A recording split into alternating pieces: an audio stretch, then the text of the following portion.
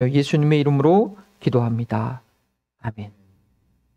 사회생활 하다 보면요, 인맥이 참 중요하다 라고 여러분 느끼실 때가 있지 않습니까?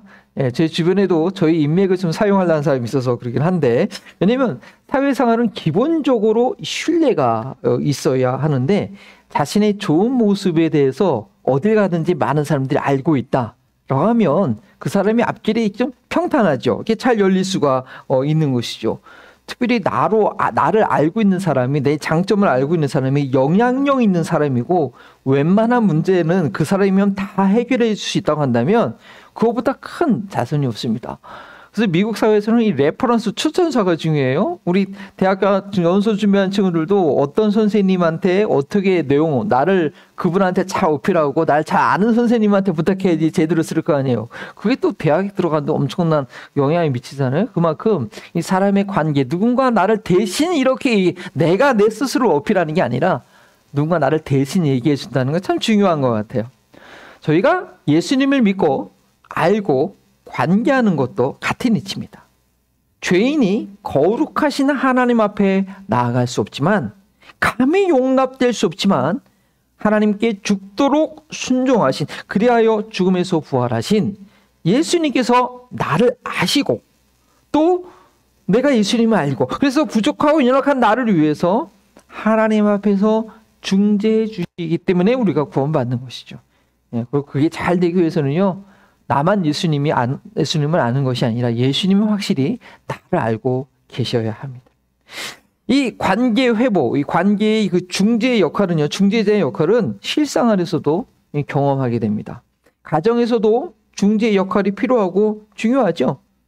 자녀들이 엄격한 아버지에게 하고 싶은 말을 제대로 하지 못하게 될 때 어떻게 해요? 부드럽고 이해심 많은 어머니를 통해서 이야기하면 완고했던 아버지의 마음이 이렇게 움직여져요. 저희 집은 애들은 그러지는 않는데 저희 아내가 알아서 저한테 막 얘기를 해가지고 아이들한테 좀 잘하도록 그렇게 하는 것 같아요. 이 바람직한 건 아닌데 또 그런 경우도 있어요. 또 이 부부관계가 좀 힘들면 어떻게 해요? 애들 통해서 애들 통해서 야 그리고 결국 사랑의 열매인 아이들을 통해서 또 회복되는 경우가 있습니다. 오늘 하나님의 말씀은 하나님의 심판이 소돔과 고모라에게 시행되기 전에 아브라함이 그 도시에 살고 있던 조카 롯을 위해서 중재하는 내용입니다. 일명 중보 기도라는 것이죠. 그 내용을 보면 쉽지가 않습니다. 조카 롯을 살려내기 위해서 어떻게 해서든지 롯이 있는 이 소돔과 고모라가 멸망당하지 않기 위해서 최선을 다해서 조심스럽게 아브라함이 하나님께 다가갑니다. 조금씩 합니다. 그리고 그 결과는 어떻게 됐을까요? 다음 본문 19장에서 나오는데, 저희는 아브라함의 생애를 통한 하나님 나라 이해이기 때문에 그 19장의 내용은 다루지 않습니다. 그래서 오늘 본문만으로 해서 알 수 있는 것은 뭐냐? 이 아브라함의 중보기를 통해서 어떻게 해요? 하나님의 마음이 움직여지고 있다는 거예요. 5만 달러 차가 10,000달러에 살 수 있을 정도로 이렇게 가격이 팍 내려간 하나님의 마음이, 셀러의 마음이 움직여지고 있다는 것입니다. 하나님이 많이 움직이셨어요. 하나님이 많이 양보하셨죠. 그래서 오늘 설교의 핵심 주제는 이겁니다. 우리 같이 한번 읽습니다. The three prayers move the heart of God. 중보기도는 하나님의 마음을 움직인다 라는 것입니다. 저희 교회의 핵심같이 4가지 중에서 2가지 내용이 중보기도자가 되는 것입니다. 미국과 한국을 위해서 미전도 종족을 위한 중보기도자가 되는 것인데, 그것이 얼마나 중요한 일인지 오늘 말씀을 통해서 마음에 새기고 저희도 아브라함과 같은 중보기도자가 되는 믿음의 여정을 걷게 되길 바랍니다. 지난주 말씀에 하나님께서 소돔과 고모라의 심판 계획에 대해서 아브라함에게 숨기지 않겠다는 내용이 있었습니다. 그리고 그 말씀대로 오늘 본문은 사람들이 소돔에 내려갔다고 그렇게 시작됩니다. 그러나 19장의 내용에 보니까 천사 2선사가 소돔에 갔다는 내용이 나오기 때문에 그 22장에는 23절에는 하나님이 남아 계시고 아브라함이 그 앞에서 얘기하는 내용으로 이해할 수가 있습니다. 실상은 지난주 말씀에서 보았듯이 하나님께서 먼저 넌지시 아브라함에게 대화할 기회를 주신 것이고, 아브라함은 그 기회를 받아서 하나님께 이 중재의 대화를 시도하는 것입니다. 아브라함의 첫 말은 아주 직접적이면서도 핵심을 찌릅니다. 뭐라고 얘기하죠? 22절인가요? 23절인가요? 주님께서 의인을 기어이 악인과 함께 쓸어버릴 수 있겠습니까? 의인을 악인과 함께 정말 심판할 것입니까? 라고 첫 문장부터 단도직입적으로 아주 세게 얘기합니다. 하나님의 마음을 움직일 만한 그런 논리를 감정적으로 제시합니다. 지금 하나님께서는 소돔과 고모라 도시 전체를 불로 쓸어버릴 계획을 갖고 계신 것이죠. 그것이 무엇인가? 저희는 정말 가장 근래에 있었던 이 역사 기록으로 남아있는 소돔과 고모라가 지금 도시 안 남아있으니까 모르잖아요. 근데 그 심판의 흔적이 남아있는 곳이 있어요. 뭐예요? 폼페이. 이탈리아 그 해변 가까이 있는 폼페라인 도시인데, 이 도시 전체가 화산자에 묻히는 사건이 있었죠. 예. 폼페이 치유의 날, 영어도 나왔는데 AD 78년 8월 24일 역사적 기록이 나왔어요. 비소야 화산이 폭발해가지고 그 화산재에 그냥 순식간에 저 밑에 있는 도시가 한꺼번에 확 덮인 거죠. 그 깊이가 한 4, 5m 정도. 그래서 어떤 농부가 우연하게 땅을 파다가 저기를 이제 발굴하게 되었는데요. 근데 이 발굴된 도시의 모습, 또 그 안에 복원된 그 벽화의 그림이나, 그리고 이렇게 거의 그 도시가 고스란히 발견됐거든요. 근데 신기한 것은 사람의 흔적이 없는 거예요. 근데 구멍들이 많이 있었어. 그래가지고 그 구멍가 어떤 학자가, 그 고고학자가 석회를 딱 부어보니까, 그 너무 뜨거우니까 사람의 그 몸이 순식간에 다 쓰러진 거거든요. 석회를 부으니까 저런 모습들이 저렇게 나온 거예요. 사람이 순식간에 저렇게 그냥 그 순간에 다 그냥 죽게 된 것이죠. 근데 여러분 혹시 나중에 뭐 여유 있으면 가보십시오. 거기 가보면 그 로마 옛날에 그거를 찍고 있는데, 거기 그려 있는 벽화나 이런 거 보면 얼마나 문란한 그림들이, 오늘날 그 추나 이상의 그냥 그 그림들이 막 거기에 그려 있는 거예요. 그리고요, 최근에 저 두 번 발견됐을 때 저거는 가족일 거다. 엄마가 애를 이렇게 보호하거나 그렇게 예상을 했는데, 요즘에 DNA 발견하는 기술이 개발됐죠. 2014년도 기사인가 보니까 저게 다 남성들이고 혈연 관계가 아니라는 거죠. 네? 동성이 하는 그 순간에 그냥 다 몰살당하고 만 것입니다. 네. 엄청난 타락한 도시. 그 당시 로마의 그 얼마나 타락한 모습을 볼 수가 있습니다. 그래서 19장에 보시면 롯에게 행하는 그 소돔 사람들의 모습, 거기도 보면 막 남자들이 찾아와가지고 그 처사 생겼으니까 막 관계하겠다 그런 내용 나오거든요. 그 소돔 사람들의 모습을 보면 바로 이 화산재로 일순간에 묻힌 이 폼페이 같은 도시라는 것을 상상하게 됩니다. 아브라함은 이 소돔과 고모라가 타락해서 하나님께서 심판하는 것이 정당하시지만, 그렇다고 그 안에 있는 의인들까지 같이 저렇게 한꺼번에 죽게 할 수는 없다고, 그것은 공의로운 심판이 아니라고 호소를 합니다. 그 안에는 아브라함의 조카 롯이 살고 있었고, 롯은 소돔과 고모라 사람들 같은 삶을 살지 않고 있을 것이라는 그런 확신이 있었기 때문이죠. 조카 롯을 위해서 아브라함은 열심히 하나님을 설득합니다. 롯은 하나님의 심판 계획을 알 수 없었고, 그렇다고 아브라함이 당장 롯을 만나러 갈 수 있는 상황도 아닙니다. 가장 현실적인 방법은 심판의 주관자이신 하나님께 직접 간구하는 것이죠. 급박한 문제가 있었을 때 직접 행동을 취하는 것도 필요하지만, 바로 행동을 취하는 것도 필요하지만, 어떤 행동조차 가능하지 않을 때, 뭐 갑자기 어디서 누가 사고가 났다, 아니면 뭐 조난됐다, 뭐 그런 소식을 들으면 어떻게 해요? 그러면 그 모든 것을 주관하시는 하나님께 간구하는 것이 가장 확실한 방법입니다. 으로 중요한 것은 모든 선교의 근원이 되신 하나님께 기도하는 것입니다.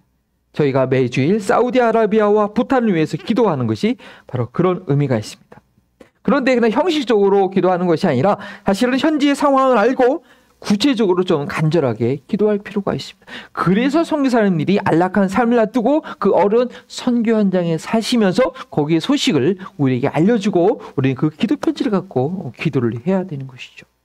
아브라함은 무작정 요청한 것이 아니라 하나님께서 공의로 판단한다는 하나님께서 누구신지에 대한 지식과 믿음으로 구체적인 접근을 합니다. 24절 말씀이죠. 만일 그곳에 의인이 50명이 있다면 어떻게 하시겠냐고 묻습니다. 의인 50명을 위해서 그 악한 도시를 용서해 주실 수는 없느냐고 묻지요. 50명이나 되는 의인들이 악인들 때문에 그냥 죽는다는 것은 공정하지 않다고 말합니다. 25절에 세상을 심판하시는 분께서는 공정하게 판단하셔야 하지 않겠습니까? 라고 하면서 하나님의 성품에 근거하여서 요청합니다. 50명이라는 인원이 소돔과 고모라 전체 인원의 몇 프로가 될지는 모르겠지만 최소한 2개의 도시이기 때문에 그 옛날에도 한 몇천 명은 좀 됐겠죠. 그렇다면 50명은 그렇게 많은 인원은 아닙니다. 어쩌면 100이라는 단위를 크게 생각해서 그 100의 반, 그 절반 숫자로 하나님을 설득하려고 한 듯합니다. 그런데 하나님께서 아주 너그럽게 응해 주시죠.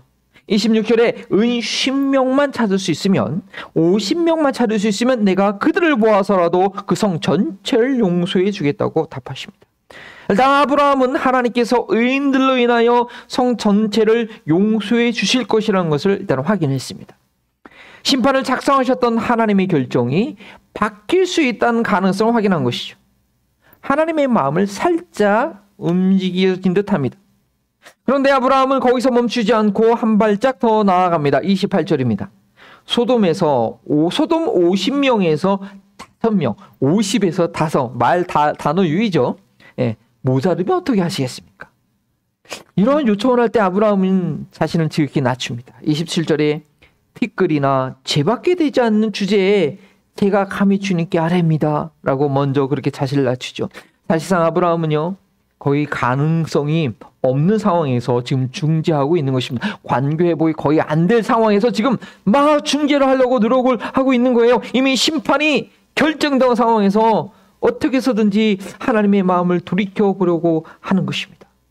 하나님의 마음이 조금 움직여진 것을 확인한 아브라함은 조금씩 자신의 목표를 향해서 목표 지점까지 자기를 낮추면서 전진을 합니다.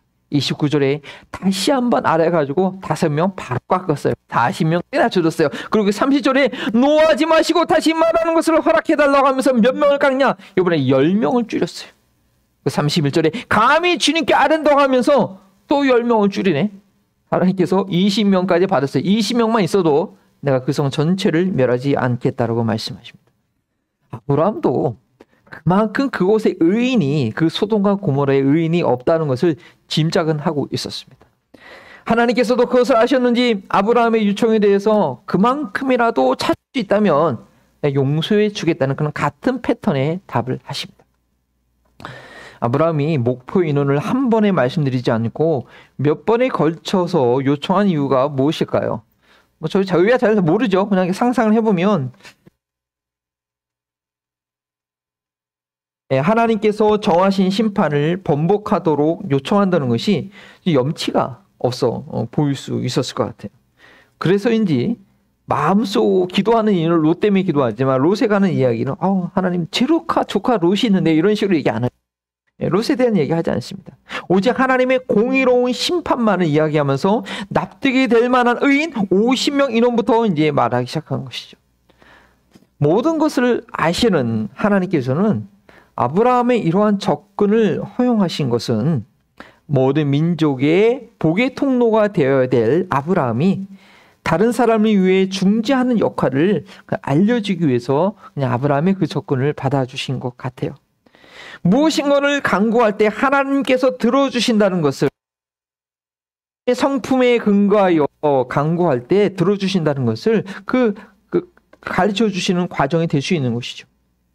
아브라함의 생애 중에 아브라함과 하나님이 이렇게 오래 말을 주고받으면서 대화한 기록은 없습니다. 이것이 유일하죠. 아브라함은 불가능한 것 같지만 본인으로서는 최선을 다해 하나님께 간구합니다. 50명으로부터 시작해서 본인이 생각하기에 가능한 의인의 숫자에 이르기까지 기도하기를 포기하지 않습니다. 그 인원이 몇 명이었죠? 10명이었습니다. 32절에 20명까지 줄여놓고 다시 한번 노하지 마세요. 하나님 화내지 마세요. 한 번만 더 말할 수 있도록 허락해 주세요. 그리고 드디어 10명의 의인으로 소돔과 고모라가 망하지 않게 되는 것까지 이르게 됩니다. 여러분 혹시 차 살 일 있으면 아브라함 같은 사람을 데려가십시오. 5만 달러짜리 차를 얼마에 산 거예요? 10,000달러에 산 거, 10,000달러. 예.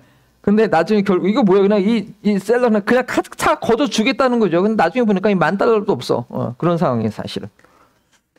아브라함이 생각하기를 롯과 그의 아내 롯의 2딸과 사위를 합하면 6명. 그리고 롯이 그곳에 살면서 최소한 몇 명에게는 좀 의로운 삶을 증거했을 것이라는 그런 기대 가운데 10명의 의인을 계산했던 것 같아요. 그래서요, 가족 보고마와 이웃을 전는 것이 중요한 이유가 여기서도 알게 됩니다. 창세기 19장의 내용을 보시면 아시겠지만요, 결국 소돔과 고모라에는 의인 10명이 없어서 불과 유황이 그 AD 76년에 있던 그 사건 그대로 불과 유황이, 그때는 뭐 화산 제만 떨어졌지만 이걸 막 유황이 성경 표현을 보면 비처럼 떨어졌다고 했어요. 진짜 뜨겁게 단지가 망하는 거죠.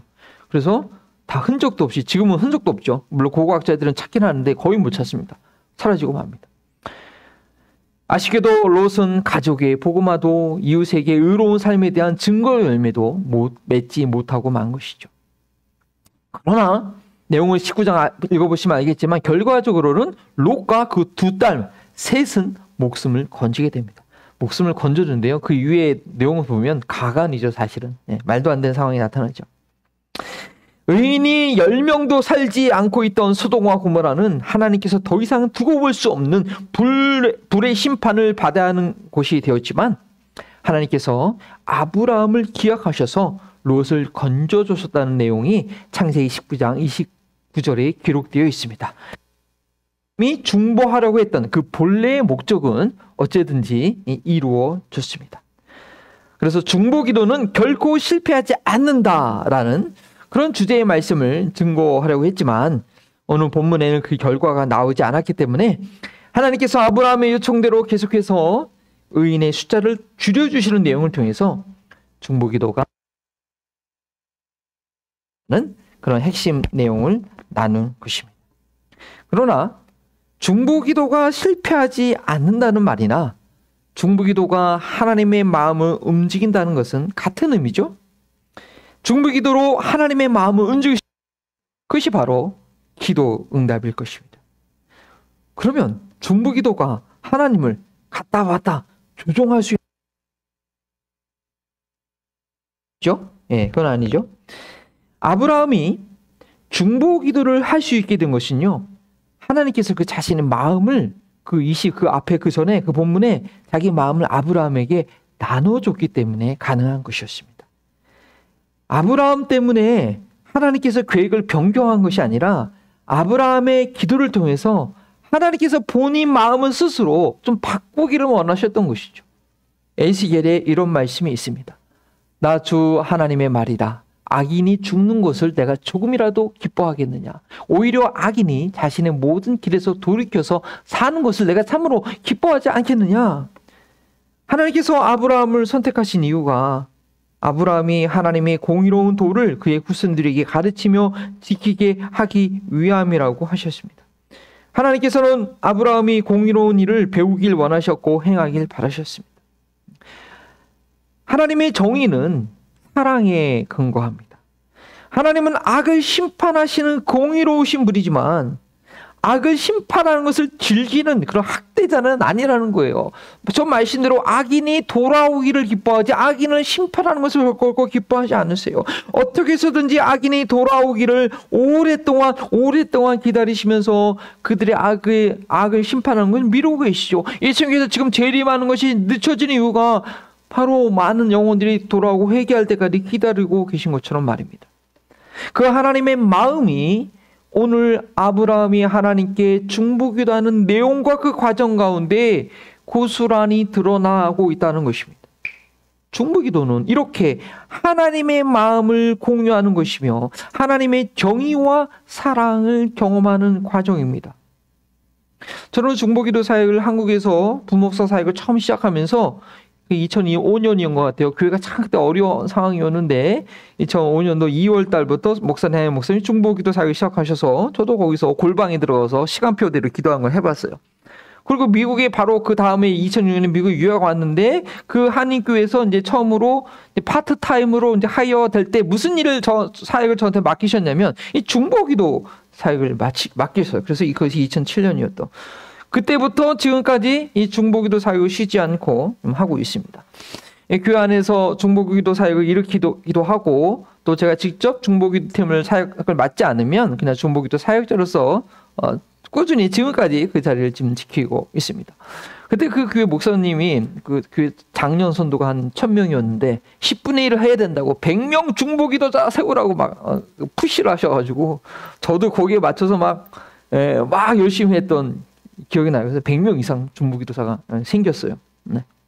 제가 그때 그거 하느냐고 또 사람들 많이 좀 힘들게 중보기도하라고 막 프레셔를 제가 많이 사람들한테 줬던 것 같아요. 일주일에 1시간 정해진 시간표에 교회 중보기도실에 들어가서 기도하는 것이요.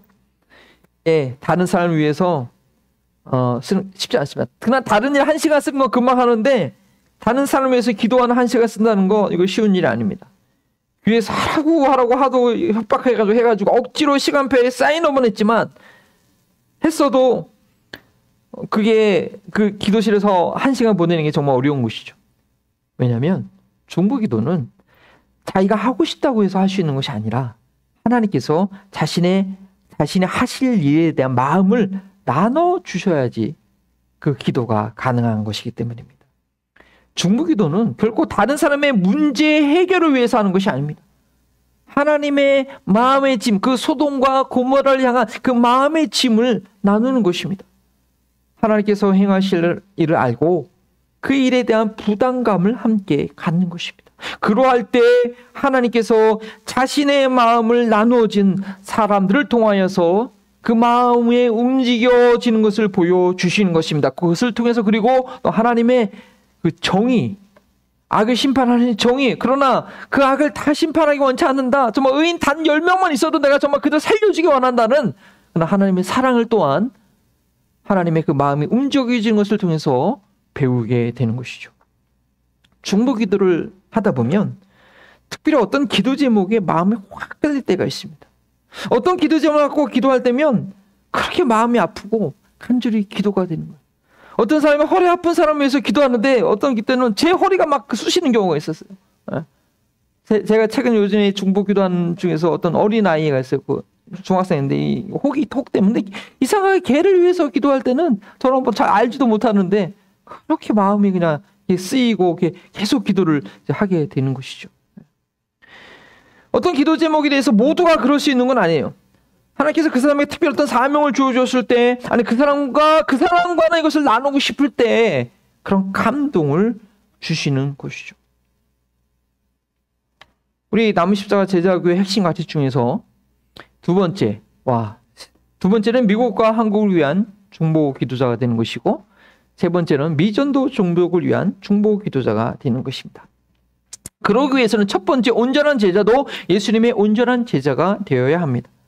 예수님의 말씀대로 행하는 자가 되어야 아버지 하나님의 진정한 마음을 알고 나라와 민족을 위해서 기도할 수 있는 것입니다. 간절히 기도하게 됩니다.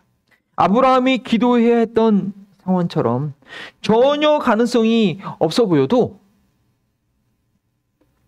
하나님의 마음을 알기 때문에 아브라함처럼 포기하지 않고 한 가지씩 목표를 향해 끈질기게 기도하게 됩니다. 그렇지 않으면 하나님과 하나님의 사랑과 정의는 모른 채 그것을 경험하는 과정은 생략하고 그저 갑자기 의인 10명을 내세우면서 소돔과 고모라 용서해달라고 자기가 원하는 응답만을 위해서 떼쓰는 그런 결과가 되고 말지요. 저희의 믿음의 여정은 하나님과 함께하는 하나님의 마음을 알아가는 그런 과정이 되어야 합니다. 여러 가지 믿음의 환난과 시험을 겪고 나서 어느 정도 믿음의 단계가 되면 아브라함과 같은 중보 기도자가 반드시 되어야 합니다. 하나님께서 찾아오셔서 그 마음을 나눠주기 원하는데 거기에는 관심이 없고 그저 자기 소원만, 자기 원하는 것만 이뤄달라고 그렇게 기도하면은 그 사람은 결코 아브라함과 같은 그런 온전한 믿음에 이룰 수가 없다는 것이죠. 하나님의 마음을 알아가는 과정은 영원한 나라에서 하나님과 함께 지낼 그런 준비를 하는 거예요. 같이 있으려면 그 마음을 알아야지 같이 있을 거 아니에요. 이 땅에서 하나님의 마음을 알아가는 과정은 그 영생을 준비하는 삶이라는 것이죠. 그런데 이 땅에서 나의 기도 제목과 응답이 그저 나의 욕심 채우고 내 문제 해결하는 것만 있다고 한다면 그 사람의 삶은 욕심 많은 지옥, 문제 많은 지옥에 갈 준비밖에 안 되는 거예요. 중보기도는 하나님의 마음을 움직입니다. 하지만 그것은 하나님의 마음을 공유한 사람이, 하나님의 마음을 가진 사람이 경험할 수 있는 은혜입니다. 작은 거 하나라도 주님의 마음을 갖는 우리 남은 십자가 제자교회 예수님의 제자들이 되기를 소원합니다. 기도하시겠습니다.